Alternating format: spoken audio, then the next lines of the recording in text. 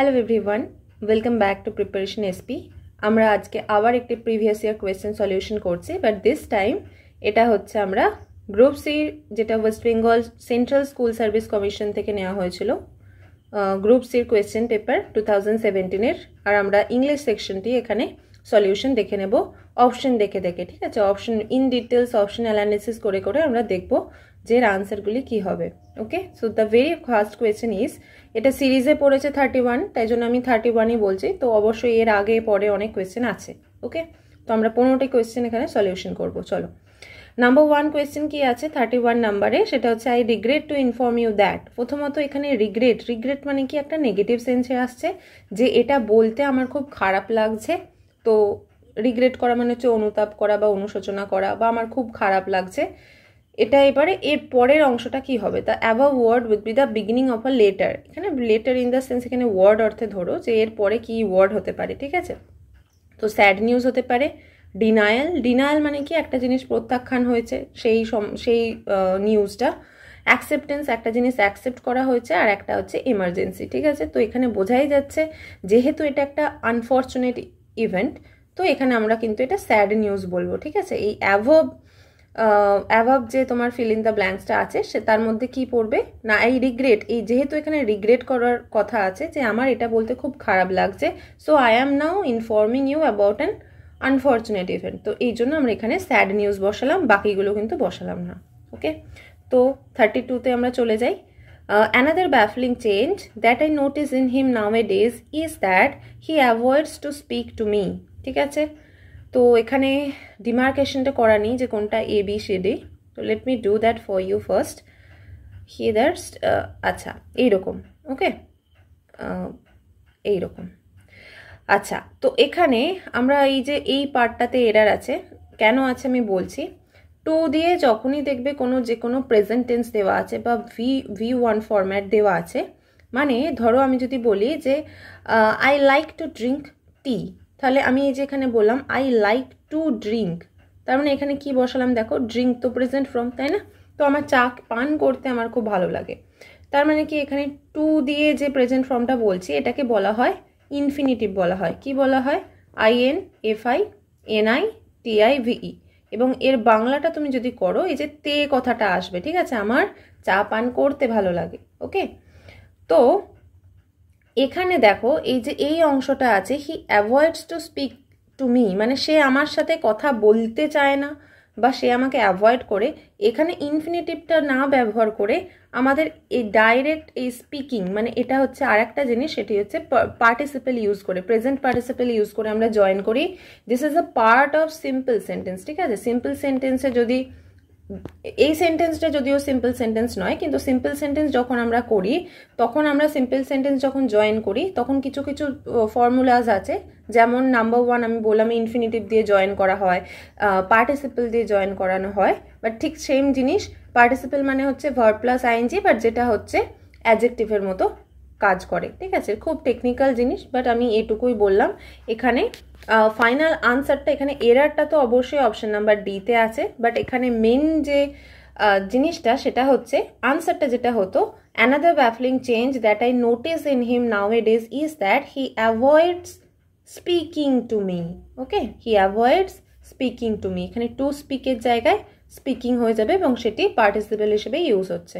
ওকে, আচ্ছা, তো এটা হচ্ছে নন ফাইনাইট। এই যে পার্টিসিপল বা তোমার ইনফিনিটিভ, এই দুটোই কিন্তু নন ফাইনাইট ভার্বের এক্সাম্পল, ঠিক আছে? আমরা জানি দু রকমের ভার্ব হয়, ভার্ব অনেক রকমই হয়, বাট আমরা ফাইনাইট ভার্ব এবং নন ফাইনাইট বলতে পারো। নন ফাইনাইট ভার্ব আমরা দুভাবে আমরা ভাগ করি, FINITE।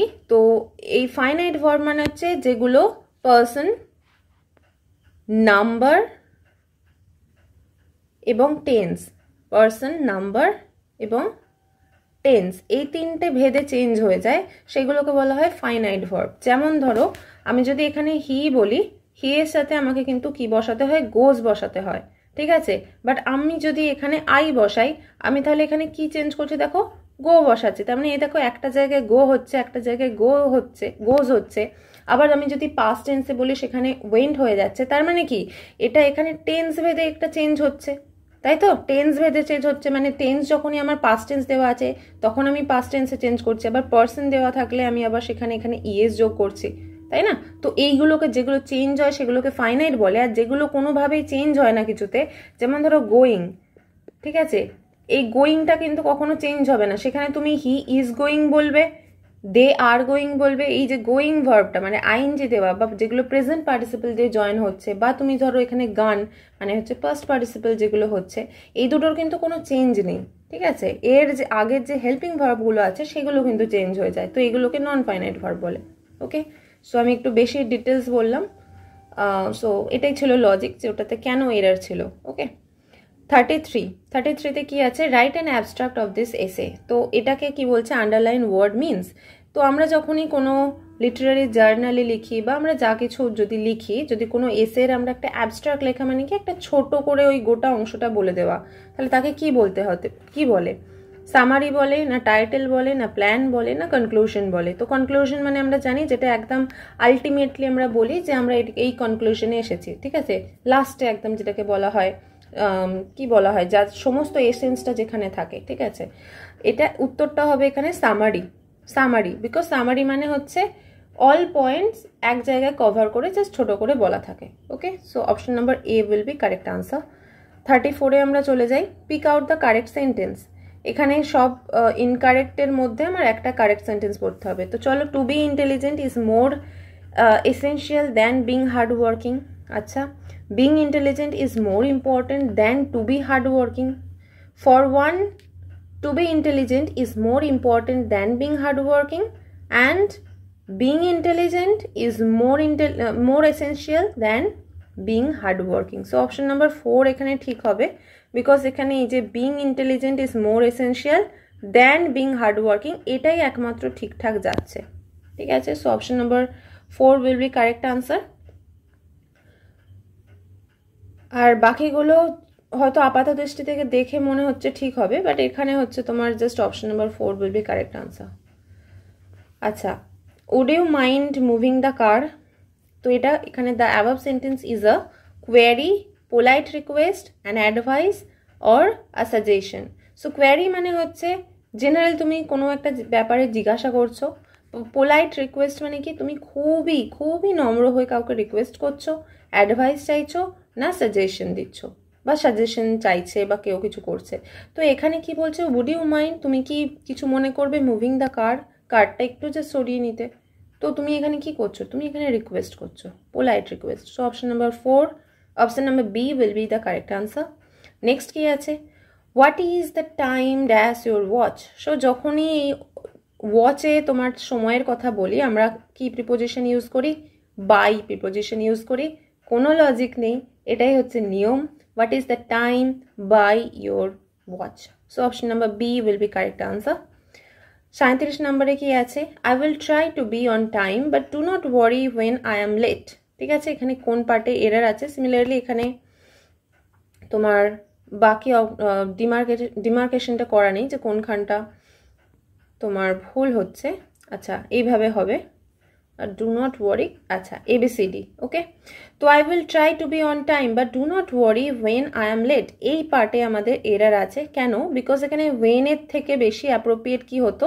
If I am late, মানে এখানে কন্ডিশন বলছে যে তুমি আমি চেষ্টা করব সময়ে আসার, বাট যখন আমি লেট হয়ে যাব কিছু মনে করো না, যখনটা এখানে হচ্ছে না। যদি আমি লেট হয়ে যাই please don't mind. So option number এখানে আমরা ডি বলতে পারি, বিকজ লাস্ট অংশে এরার ছিল। So option number D will be correct answer. ঠিক আছে, আচ্ছা নেক্সট কি আছে? Or is it some humbly familiar matter of today? What is the meaning of the word humble here? The options are weak, cowardly, insignificant and meek. ঠিক আছে, এই চারটে option দেওয়া আছে। So what is the meaning of humble here? Now এটা অবশ্যই একটা পোয়েমের line. So ওয়ার্ডসওয়ার্থের লেখা একটা পোয়েম, সলিটারি রিপার। সো এখানে বলতে চাইছে, এখানে হাম্বল লে মানে হচ্ছে একটা just common ordinary song, familiar matter of today. Okay, so এখানে হাম্বল মানে এই যে বলে না যে আমি এটা একটা হাম্বল রিকোয়েস্ট আমার, মানে কি হাম্বল জেনুইনলি মানে হচ্ছে খুব নম্র সভ্য এরকম একটা ব্যাপার। বাট এখানে জাস্ট এখানে বলতে চাইছে এটা একটা উইক, দুর্বল, একদমই না। কাওয়ার্ডলি, কাওয়ার্ডলি মানে হচ্ছে যে কাওয়ার্ডের মতো একটা ব্যাপার, কাপুরুষতা এরকম। মিক মানেও হচ্ছে যে খুবই সফট প্রকৃতির, ঠিক আছে, মানে খুব একটা বেশি মিক ক্রিয়েচার যাকে বলা হয়, ল্যামের ক্ষেত্রে বলা হয় মিক ক্রিয়েচার। সো এখানে হচ্ছে ইনসিগনিফিকেন্ট মানে হচ্ছে একটা অর্ডিনারি, ঠিক আছে, নাথিং গ্ল্যামারাস আর গ্লোরিয়াস। তো এখানে হাম্বল মানে হচ্ছে ইনসিগনিফিকেন্ট অর জেনারেল অর্থে তুমি বলতে পারো। আচ্ছা, নেক্সট হচ্ছে 1 or 2 stars were still dash in the sky. So স্টাররা এখানে কি করে, বার্ন করে, টার্ন করে, না টুইঙ্কলিং না টিঙ্কলিং। সো অবভিয়াসলি এটা বোঝা যাচ্ছে টুইঙ্কলিং, মানে স্টারদের এই যে টিম টিম করে জ্বলাটাকে টুইঙ্কল করা বলা হয়। এবং আমরা একটা নার্সারি পোয়েমসও পড়েছিলাম, টুইঙ্কল টুইঙ্কল লিটল স্টার, তো সেখান থেকে এসেছে। Now the boys who wanted to play football were disappointed when it rained. এখানে এই সেন্টেন্সটা কি সেন্টেন্স, ঠিক আছে, এই সেন্টেন্সটা হচ্ছে কমপ্লেক্স, কম্পাউন্ড, সিম্পল না mixed sentence. First of all এই মিক্স সেন্টেন্স বলে সিম্পল কমপ্লেক্স এই দুটো মিক্সড এইরকম ব্যাপার বলা হয় মিক্স সেন্টেন্সকে। বাট এখানে হচ্ছে সেন্টেন্সটা হচ্ছে কমপ্লেক্স সেন্টেন্স, বিকজ আমরা দেখো এখানে দ্য হু মানে হচ্ছে এখানে রিলেটিভ প্রোনাউন, মানে WH ওয়ার্ড, যেটা কাকে রিলেট করছে, এই বয়েজকে রিলেট করছে।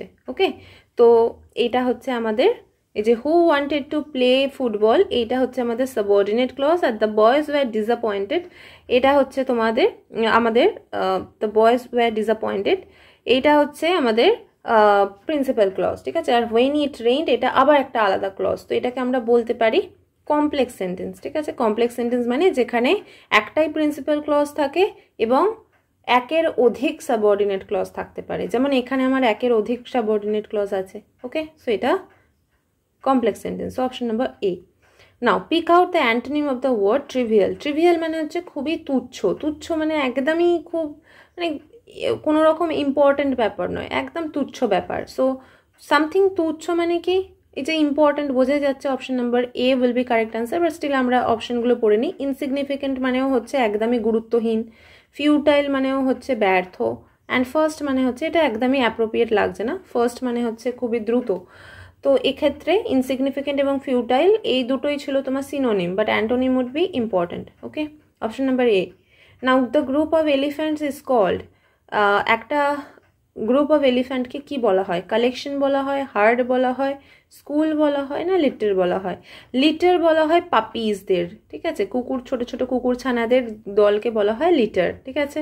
তেমন সোল, SHOAL, সোল বলা হয় মাছেদের, এক ঝাঁক মাছকে বলা হয়। তো এখানে কিন্তু এই যে হার্ড হবে, ঠিক আছে, hard of animals, elephants. Okay, hard মানে হচ্ছে দল, এটাকে বলা হয় কি নাউন বলা হয়, এটাকে বলা হয় কালেকটিভ নাউন, ঠিক আছে, কালেকটিভ নাউনের আন্ডারে পড়ছে। আচ্ছা, নেক্সট হচ্ছে 43। এখানে pick out the correct sentence. Okay, কোনটা ঠিক আছে। Bhupen do not know, Bhupen obviously do not বলে কিছু হবে না, ভূপেন যেহেতু থার্ড পার্সন সিঙ্গুলার নাম্বার, তো এই কারণে এখানে কিন্তু ডাজ হবে, এখানে কিন্তু ডাজ হবে। So option number 4 correct answer. But এখানে আমরা দেখে নিই ভূপেন ডিড নট নোজ, ঠিক আছে, এইখানে অংশটাতে ভুল দিয়ে দিল। ডিড নটের সাথে কিন্তু এখানে নোজ হতো না, এখানে নো হতো, ঠিক আছে। এই ডু, ডাজ, ডিড এই তিনটেরই দেখো তোমরা এই যে মেন ভার্বের ফর্মে কিন্তু কোনো এস বা ইয়েস বসে না, প্লেন V1 ফর্ম বসে। তো তাই জন্য ডিড নট যদি এখানে নো থাকতো তাহলে অপশন নাম্বার সি ঠিক হতো, বাট যেহেতু নেই তো আমরা এখানে কি অপশন ঠিক বলবো, option number D will be the correct answer. Bhupen does not know the way. Okay, তো এটা 44 Rahim's doctor advised him to dash as a cure for his sore throat, ঠিক আছে, তাকে তার সোর থ্রোট মানে কি গলা খারাপ হয়ে গেছে, তো তার জন্য কি কিওর বলেছে, ব্যাবল, গার্গল, জিগল, না GURGLE, ঠিক আছে, এটা অবশ্যই আনসারটা হবে। So option number B will be correct answer, because gargle করতে বলা হয়, ঠিক আছে, গার্গল, GARGLE, GURGLE, গার্গল, এটা স্পেলিংটা ঠিক না। অ্যান্ড তারপরে কি কোয়েশ্চেন আছে, I cannot understand what is written here. I cannot understand, এটাই হচ্ছে লাস্ট কোয়েশ্চেন আমাদের। I cannot understand, understand এর ফ্রেজাল ভার্ব মানে হচ্ছে মেক আউট, ঠিক আছে, মেক আউট মানে হচ্ছে আন্ডারস্ট্যান্ড। নাও গিভ অ্যাওয়ে মানে হচ্ছে ফ্রিতে কোনো জিনিস যখন বিতরণ করে দেওয়া হয় সেটাকে বলা হয় গিভ অ্যাওয়ে। স্পেল আউট মানে হচ্ছে পরিষ্কারভাবে ঠিকঠাক করে বলা। So spell out what is there, ঠিক আছে, মানে পরিষ্কার করে বলো যে কি কি বলতে চাইছো। আর হোল্ড অন মানে হচ্ছে pause for a while or cease, ঠিক আছে, কোনো জিনিস থামানো। সো এই ছিল আমাদের 15টা কোয়েশ্চেন। তো I hope you can understand this and stay tuned for more. Thank you so much for watching.